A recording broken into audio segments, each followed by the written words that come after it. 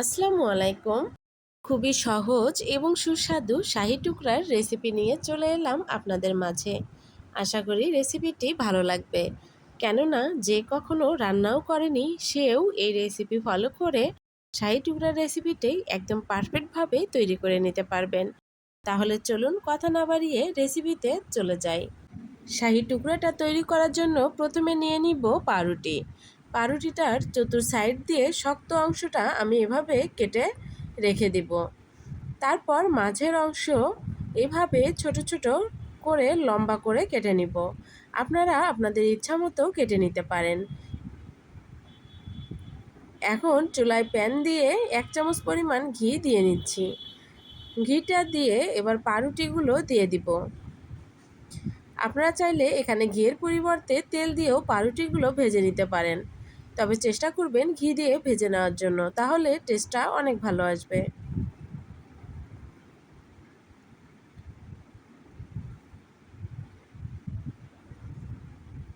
কিছু সময় পর এভাবে উল্টিয়ে পাল্টিয়ে পাউরুটিগুলোকে ভেজে নিব। চুলার আগুনটা কমিয়ে পাউরুটিগুলোকে ভেজে নিতে হবে, তাহলে পাউরুটিগুলো খুব সুন্দরভাবে ভেজে নিতে পারবেন। এভাবে অনবরত নেড়েচেড়ে পাউরুটিগুলোকে ভেজে নিয়েছি। আমার ভেজে নেওয়া হয়ে গেছে, এখন আমি উঠিয়ে নিব।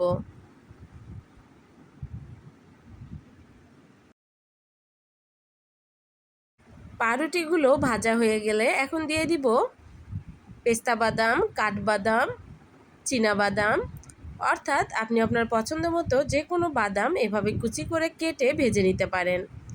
কিছু সময় বাদামটা একটু ভেজে নেওয়ার পর তারপর দিয়ে দিব কিশমিশ। কিশমিশটা দিয়ে অনবরত নেড়ে চেড়ে ভেজে নিব। ভেজে নেওয়া হয়ে গেছে, এখন আমি নামিয়ে ফেলবো।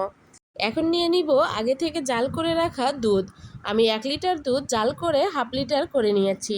এ অবস্থায় দুধটা কিন্তু ঠান্ডা আছে।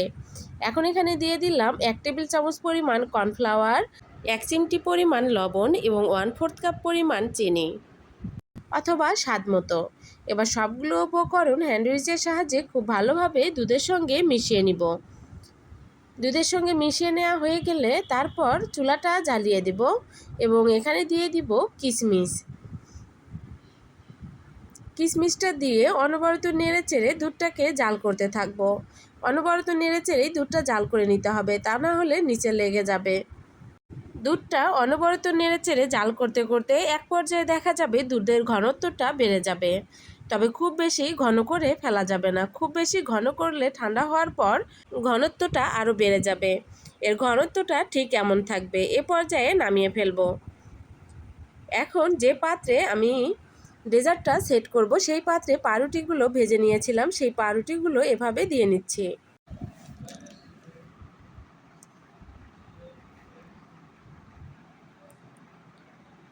পাউরুটিগুলো দিয়ে নেওয়া হয়ে গেলে এখন দিয়ে দিব দুধের মিশ্রণ।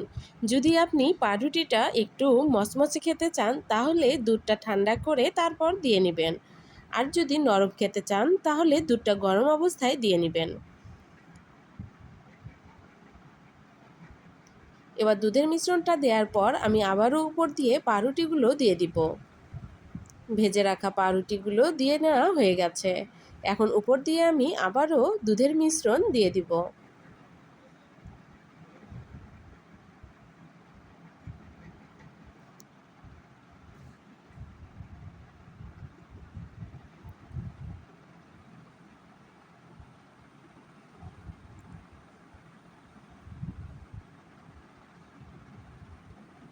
দুধের মিশ্রণ দেওয়ার পর ভেজে রাখা বাদাম কিশমিশগুলো উপর দিয়ে দিয়ে দিব।